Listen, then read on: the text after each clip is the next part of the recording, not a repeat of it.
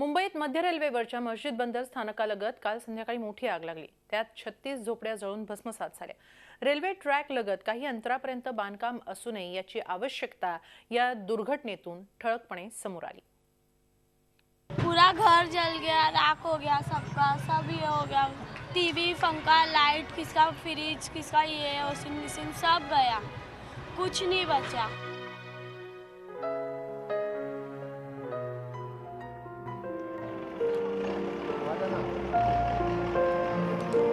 आपलं नेमकं किती नुकसान झालंय हे सांगतानाचं दुःख यास्मिनच्या चेहऱ्यावरून स्पष्टपणे दिसतंय।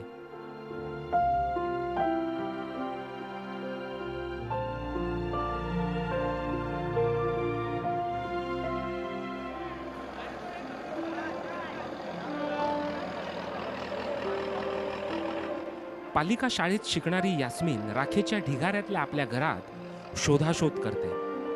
त्यातच सापडलेलं शाळेचं दप्तर उचलून तिनं ते आपल्या मैत्रिणीच्या घरी सुरक्षित ठेवलं। बाकी मात्र सगळंच राख रांगोळी झालं। स्कूल का बुक, जो सर्टिफिकेट सब जल गया। सोमवारी संध्याकाळी 2 मजली घरांच्या पत्र्यांवर उभं राहून काही मुलं पतंग उडवत होते। अचानक पतंग रेल्वेच्या उच्च दाबाच्या विजेच्या तारेला चिकटली आणि भडका उडाला। त्यात ती सगळी मुलं जखमी झाली। शिवाय आगीच्या ज्वाळांनी झाडूच्या ढिगाऱ्याला वेढलं आणि बघता बघता आगीत तिथल्या 36 झोपड्या जळून भस्मसात झाल्या।